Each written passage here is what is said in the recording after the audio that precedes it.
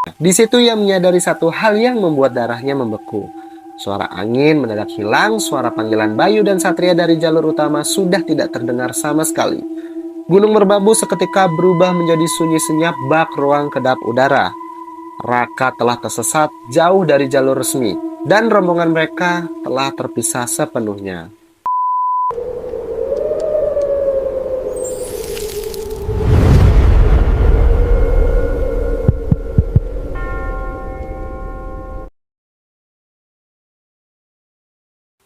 Assalamualaikum warahmatullahi wabarakatuh. Kembali lagi bersama Brian di sini.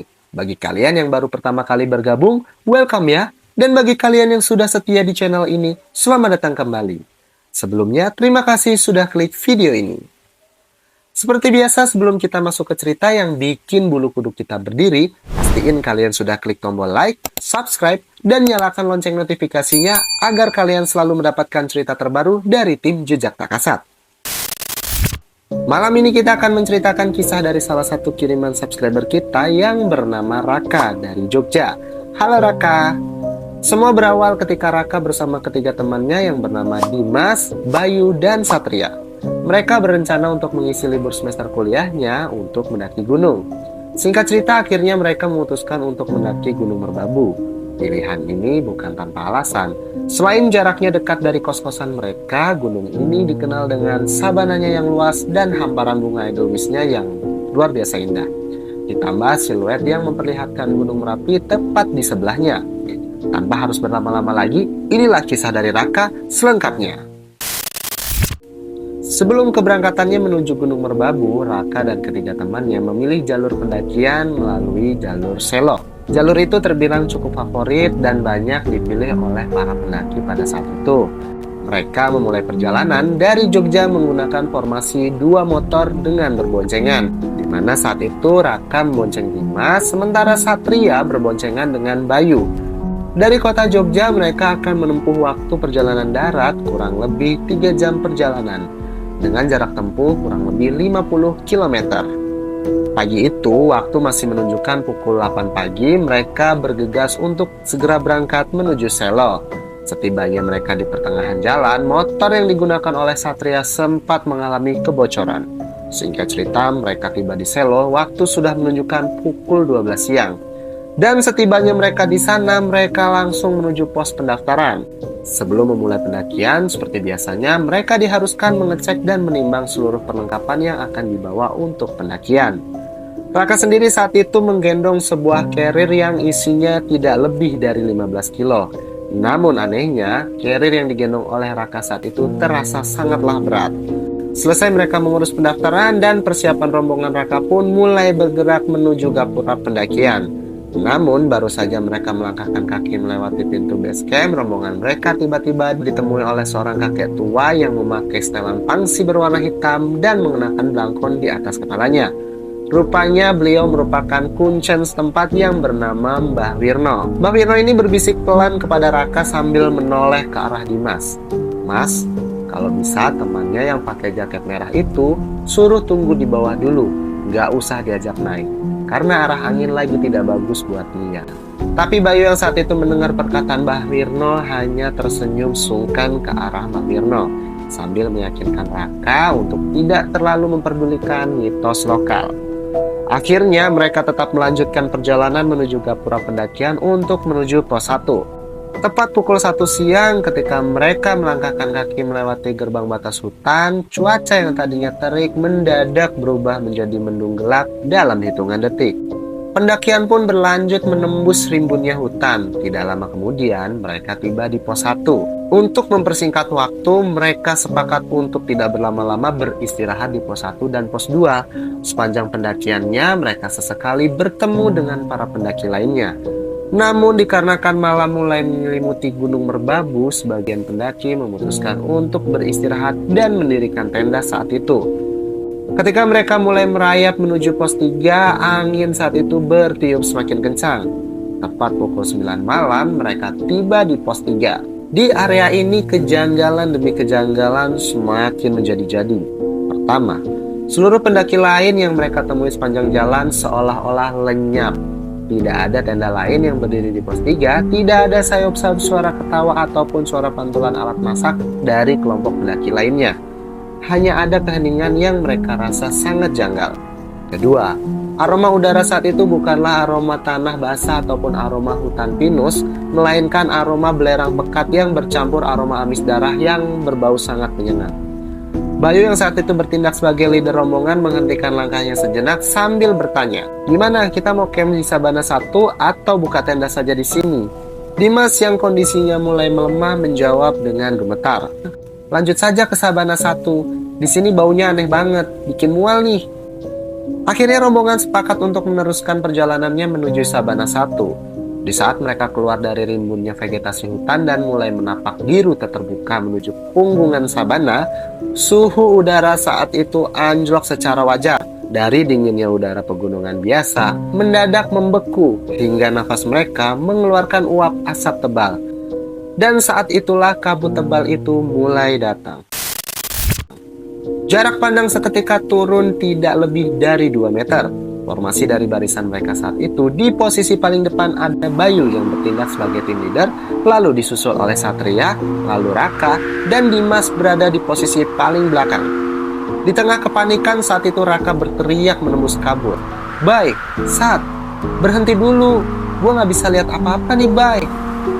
Dari depan sayup-sayup suara Bayu terdengar membalas, "Iya Rak, pegangan tali gue aja biar gak pegatan."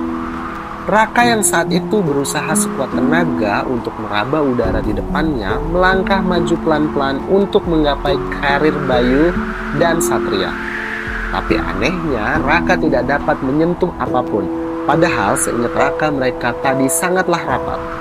Di tengah kebingungan itu tiba-tiba Dimas berteriak dari arah kanan jauh di luar jalur pendakian, "Rak, tolongin gue Rak, kaki gue kecepit batu nih."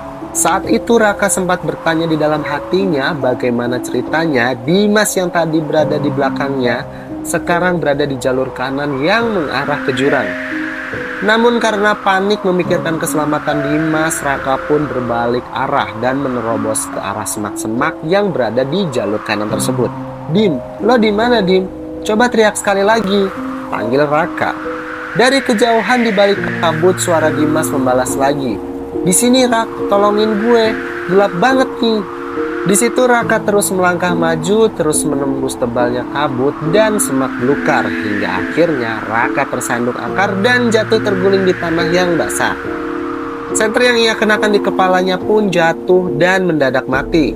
Dikarenakan kondisinya tidak bisa melihat apapun, Raka memutuskan untuk tetap tenang dan duduk di tengah kegelapan. Sambil menjangkau senternya yang jatuh tadi, Raka mencoba untuk menghidupkan kembali senternya. Di situ ia menyadari satu hal yang membuat darahnya membeku. Suara angin mendadak hilang, suara panggilan Bayu dan Satria dari jalur utama sudah tidak terdengar sama sekali. Gunung Merbabu seketika berubah menjadi sunyi senyap bak ruang kedap udara. Raka telah tersesat jauh dari jalur resmi dan rombongan mereka telah terpisah sepenuhnya.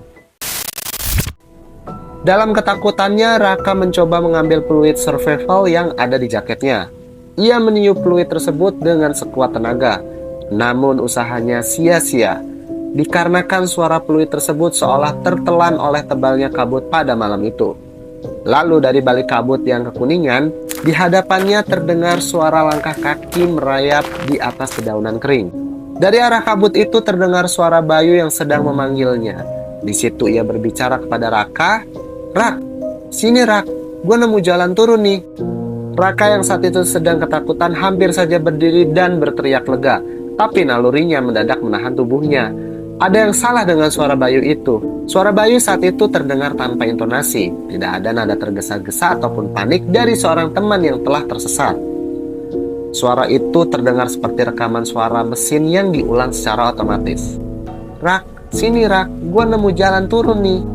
Raka sesegera mungkin mematikan senternya. Ia kemudian merayap masuk ke balik rumput bunga edelweiss tua yang lebat. Saat itu ia mencoba untuk menahan nafasnya sambil memeluk lututnya. Dari balik kegelapan kabut, Raka melihat sebuah sosok. Sosok yang berjalan keluar itu sama sekali bukan Bayu, bukan pula manusia. Sosok itu merangkak menggunakan 4 anggota tubuhnya. Tubuhnya terdistorsi, memiliki tinggi nyaris 3 meter. Namun tubuhnya kurus kering. hingga tulang-tulang rusuknya menonjol menembus kulitnya yang berwarna abu-abu pucat seperti mayat busuk. Setiap kali sosok itu memindahkan tangannya yang panjang melangkah di tanah, terdengar bunyi derak tulang yang mengerikan. Makhluk itu merangkak melintasi rumpun Edelweiss, jaraknya hanya 1 meter dari tempat Raka bersembunyi. Di tengah ketakutannya, Raka hanya bisa berusaha untuk membekap mulutnya dengan kuat. Dari jaraknya yang cukup dekat, Raka melihat wajah makhluk itu tidak memiliki mata, tidak memiliki hidung, wajahnya hanya berupa lapisan kulit kaku yang berkerut. Namun di bagian bawah wajahnya terdapat rongga mulut yang menganga sangat lebar hingga merobek rahang bawahnya. Dan dari dalam rongga mulut tersebut, sosok itu mengucurkan cairan hitam pekat yang berbau busuk. Tidak lama kemudian, ia mendengar suara yang sangat ia kenal keluar dari mulut makhluk itu. Ternyata itu adalah suara Dimas. "Rak, tolongin gue Rak, kaki gue kejepit nih." Saat itu Raka langsung menyadari teror sesungguhnya dari gunung ini. Ia adalah entitas purba penunggu kabut. Ia tidak menyerang fisik secara langsung, namun ia adalah predator perangkap. Ia menyesatkan para pendaki dengan kabut pekat, memisahkan rombongan mereka, lalu mereplikasi suara rekan terdekat korbannya untuk memancing mereka masuk lebih dalam ke dalam jurang. Saat itu pun Raka mencoba untuk memejamkan matanya erat-erat merapalkan doa yang ia ingat di dalam hatinya. Ia bertahan dalam posisi membungkuk seperti itu selama berjam-jam di bawah suhu minus derajat, mengabaikan suara-suara bisikan kawan-kawannya yang silih berganti memanggil namanya dari balik kabut. Hingga akhirnya fajar menyingsing, cahaya matahari pagi perlahan menembus dan membubarkan kabut kelabu tersebut. Raka kemudian keluar dari persembunyiannya dalam kondisi hipotermia sedang dan trauma berat. Beruntung saat itu sekitar pukul 8 pagi, rombongan pendaki lain yang sedang naik menemukan Raka tergeletak lemas di dekat area punggung jurang. Saat ditemukan, Raka langsung dievakuasi secepatnya menuju base camp. Tim SAR saat itu langsung bergegas melakukan operasi pencarian besar-besaran untuk mencari ketiga kawan Raka yang hilang. Sore harinya, Bayu dan Satria berhasil ditemukan oleh tim SAR di 2 lokasi yang berbeda. Mereka ditemukan sedang duduk linglung di dalam semak-semak yang tebal, mengalami disorientasi arah dan hipotermia. Namun mereka dievakuasi dalam kondisi selamat. Lalu bagaimana dengan Dimas, pemilik suara asli dan sosok yang mengenakan jaket merah saat pendakian itu? Tim SAR saat itu menyatakan evakuasi pencarian selesai karena seluruh korban dinyatakan selamat.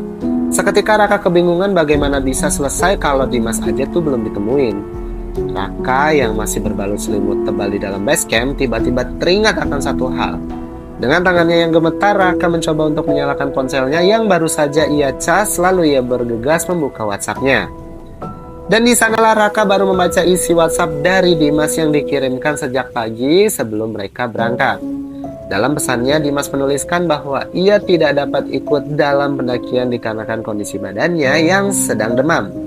Untuk memvalidasi keyakinannya, Raka pun berlari menuju pos pendaftaran untuk mengecek ulang formulir perizinannya yang diurus oleh Bayu kemarin siang. Akhirnya terjawablah sudah rasa penasaran Raka bahwa dalam surat itu memang hanya ada 3 nama pendaki, yang diantaranya adalah Raka, Bayu, dan Satria. Lalu siapa yang dibonceng Raka selama 3 jam dari Jogja ke Selo?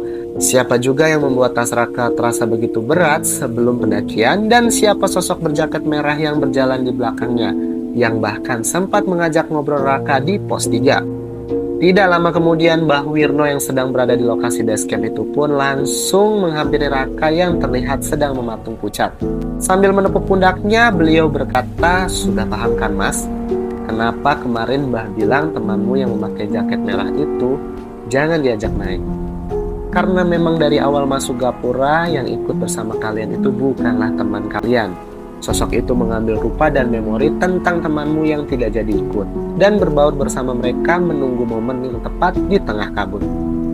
Seusai pendakian, Raka, Bayu, dan Satria akhirnya berkumpul kembali. Raka pun mulai membeberkan cerita tentang sosok misterius tersebut kepada mereka. Mendengar hal itu, Bayu dan Satria saling bertatapan. Mereka sebenarnya sudah menyadari sejak awal bahwa Dimas memang batal ikut mendaki. Bayu lantas bercerita sejak perjalanan dari Jogja menuju Selo, tingkah Raka memang sudah terlihat aneh. Di atas motor beberapa kali Bayu memergoki Raka mengoceh sendiri, layaknya sedang asik mengobrol dengan seseorang. Setibanya di base camp pun, tatapan Raka pun tampak linglung dan tidak fokus. Singkat cerita, mereka bertiga menemui Dimas dan menceritakan semua keganjilan ini kepadanya. Mendengar kesaksian teman-temannya, Dimas hanya bisa tertegun dengan wajah pucat pasi. Jadi untuk kalian yang suka mendaki gunung, jika suatu saat cuaca mendadak memburuk, kabut tebal menyelimuti pandangan kalian, sebaiknya jangan paksakan untuk terus mendaki. Upayakan untuk langsung beristirahat dan mendirikan tenda saat itu juga.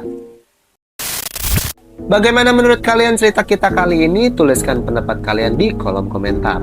Terima kasih buat Raka karena sudah mengirimkan pengalaman horornya kepada kami. Dan buat kalian yang memiliki pengalaman horor atau saran cerita yang ingin dibawakan kepada kami, silahkan kirimkan ke email tim Jejak Tak Kasat yang ada di kolom deskripsi. Oke sobat, sampai di sini dulu video kita kali ini. Jangan lupa like, komen, dan share ke teman-teman kalian jika kalian menyukai video ini. Tim Jejak Tak Kasat pamit undur diri, tetap waspada karena mungkin mereka yang tidak tak kasat sedang mengawasi kalian di sudut ruangan. See you in the next video, bye-bye.